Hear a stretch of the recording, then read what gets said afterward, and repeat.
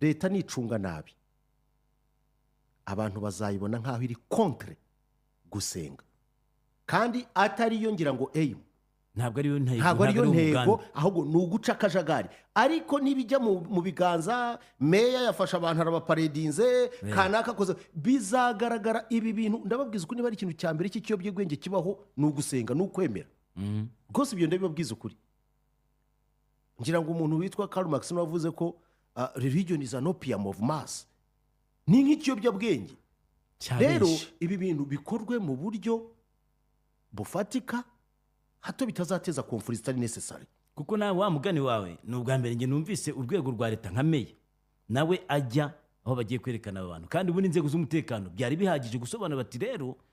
aba bantu impamvu baraha yes nuko basengeraga uko biri kose niba ari abantu 1 2 3 4 5 aba bantu ubwo bari mu gusengera mu rugo rw'umuntu nta cyaha kirimo nanjye niko mbyumva kuko nta wenda ari amaterano bashyire mu rugo abantu 100 ibyo birumvikana no gusakuriza riga n'abaturage ibyo birumvikana cyangwa se hari indi mpamvu ari kuvuga ngo abantu ubwo babasanze wenda kwa mutabaruka bafite bibiliya icyo ntabwo ari icyaha ahubwo n'abantu bitonde ibi bintu hatazagira n'umwanzi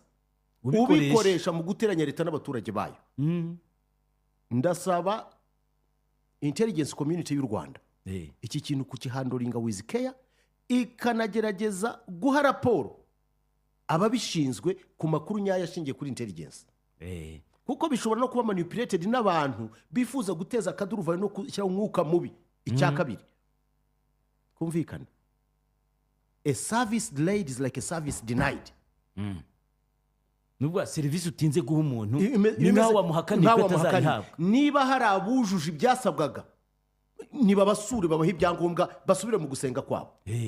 bizatuma naba basengera mu rugo babireka turebe impamvu noneho nunababona uzabwa uti impamvu musengera mu rugo niyihe kandi urusengero ruri hari no gusengera mu rugo si icyaha ndashaka uretse ko nacyo atari icyaha ikibazo ni uguhindura urugo urusengero ariko gusenga n'ubundi twese turasenga dusengera mu rugo iwacu ngiye mu gitondo sinasenze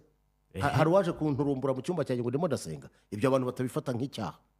ariko nibarebe abujuje hanyuze igihe kingana iki abujuje ibyangombwa ntekeza ko iyi ngiyi ntabwo ari crackdown ku nsengero no ni ugushyiraho order and harmony kuko ni ukubahiriza ibigomba nk'uko regulations ziri set n'ijambo ngo gufunga insengero rikwiye kudakoresha oya barazihagaritse by'agateganyo kugira ngo zuzuje ibisabwa ariko kuvuga ngo zarafunzwe it's not n'abakoresha iyo terminology nabo bagomba kubitekerezaho ibi rero kwako government ntekeza ko ibi bintu mukwiriye kubisubiramo vuba none harimo n'ababeshya bakavuga ngo reka ngo isengero ngo ngewe ngo meya ngo sinabivugaho ngo ni icyemezo cya nyakubahwa perezida wa repubulika ntabwo perezida wa repubulika afitanye ikibazo n'abasenga ko nawe arasenga ntitwabonye ikibazo afite atanakwemera nk'uyoboreye abanyarwanda ni akajagari